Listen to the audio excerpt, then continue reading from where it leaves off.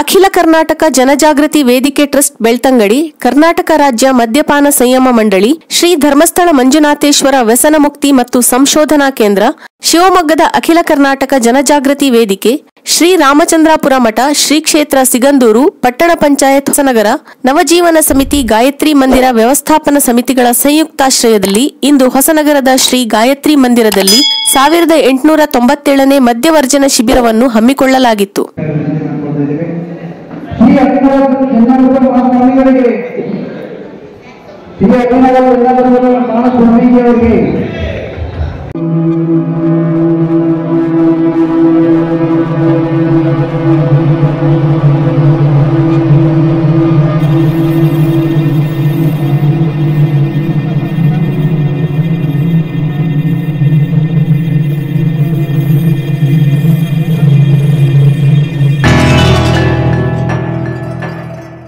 ಜಿಲ್ಲಾ ಜನಜಾಗೃತಿ ಯೋಜನೆಯ ಸದಸ್ಯ ಎನ್ಆರ್ ದೇವಾನಂದ್ ಅಧ್ಯಕ್ಷತೆಯಲ್ಲಿ ಮೂಲೆಗದ್ದೆ ಶಿವಯೋಗಾಶ್ರಮದ ಶ್ರೀ ಶ್ರೀ ಅಭಿನವ ಚನ್ನಬಸವ ಮಹಾಸ್ವಾಮಿಗಳವರು ಇಂದು ಶಿಬಿರವನ್ನು ಉದ್ಘಾಟಿಸಿ ದುಶ್ಚಟಗಳಿಂದ ದೂರವಿದ್ದು ಪ್ರೀತಿ ವಿಶ್ವಾಸಗಳ ಮೂಲಕ ಮನಪರಿವರ್ತನೆ ಮಾಡಿಕೊಂಡು ಹೊಸ ಜೀವನವನ್ನು ಆರಂಭಿಸುವಂತೆ ಕರೆ ನೀಡಿದರು. ಶ್ರೀ ಕ್ಷೇತ್ರ ಧರ್ಮಸ್ಥಳದಿಂದ ಇದೊಂದು ಪವಾಡ ಸದೃಶ ಕಾರ್ಯಕ್ರಮವಾಗಿದೆ ಎಂದ ಶ್ರೀಗಳು, ಈಗಾಗಲೇ ಶ್ರೀ ಕ್ಷೇತ್ರ ಧರ್ಮಸ್ಥಳದ ಮದ್ಯವರ್ಜನ ಶಿಬಿರಗಳಿಂದ 1.5 ಲಕ್ಷಕ್ಕೂ ಹೆಚ್ಚು ಜನ ಮದ್ಯವರ್ಜಿಸಿದ ಪರಿಣಾಮ ಈ ಕುಟುಂಬಗಳು ಎಲ್ಲರಂತೆ ಉತ್ತಮ ಸಂಸಾರಸ್ಥರಾಗಿ ಜೀವನ ನಿರ್ವಹಣೆ ಮಾಡುತ್ತಿರುವುದು ಶ್ಲಾಘನೀಯ ಎಂದರು. ಇದನ್ನೆಲ್ಲ ನೋಡಿದಾಗ ನಿಜವಾಗ್ಲೂ ಹೆಮ್ಮೆ ಅನಿಸ್ತಾ ಇರುವಂಥದ್ದು.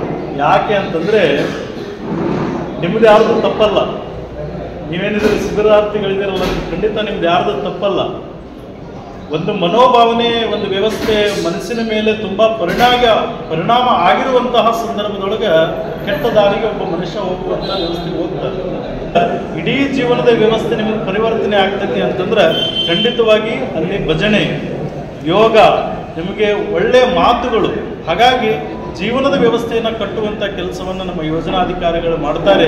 ಆ ಯೋಜನೆಯನ್ನ ಸದುಪಯೋಗವನ್ನು ನೀವೆಲ್ಲ ಪಡಿಸ್ಕೊಂಡ್ರಿ ಎನ್ನುವಂತಹ ಮಾತುಗಳನ್ನು ಹೇಳಿ ಏನು ಫುಡ್ ಬೇಕು ಅದೆಲ್ಲ ಕೊಡುವಂಥ ಕೆಲಸವನ್ನು ಅವರು ಧರ್ಮಸ್ಥಳದ ಧರ್ಮಾಧಿಕಾರಿಗಳು ವೀರೇಂದ್ರ ಹೆಗಡೆಯವರ ಕನಸು ಬಹಳ ಅದ್ಭುತವಾಗಿರುವಂಥದ್ದು. ಹಾಗಾಗಿ ನೀವೆಲ್ಲರೂ ಅವರ ಯೋಜನೆಗಳ, ಅವರ ಕಾರ್ಯಗಳಿಗೆ ಎಲ್ಲರೂ ಸಾಥನ್ನು ಕೊಡ್ರಿ ಎನ್ನುವಂತಹ ಮಾತುಗಳನ್ನು ಹೇಳಿ ಈ ಕಾರ್ಯಕ್ರಮ ಯಶಸ್ವಿಯಾಗಲಿ. ಶಿಬಿರದ ಕುರಿತು ಪ್ರಾಸ್ತಾವಿಕ ಮಾತುಗಳನ್ನಾಡಿದ ಯೋಜನಾಧಿಕಾರಿ ನಾಗರಾಜ್ ಕುಲಾಲ್ ಅವರು, ಮದ್ಯವರ್ಜನ ಶಿಬಿರ ಎನ್ನುವುದು ಒಂದು ರೀತಿಯಲ್ಲಿ ಪುನರ್ಜನ್ಮ ನೀಡುವಂತಹ ಕಾರ್ಯಕ್ರಮ. ಈ 8 ದಿನಗಳ ಶಿಬಿರದಲ್ಲಿ ಆತ್ಮವಿಶ್ವಾಸವನ್ನು ಮೂಡಿಸಲಾಗುತ್ತದೆ.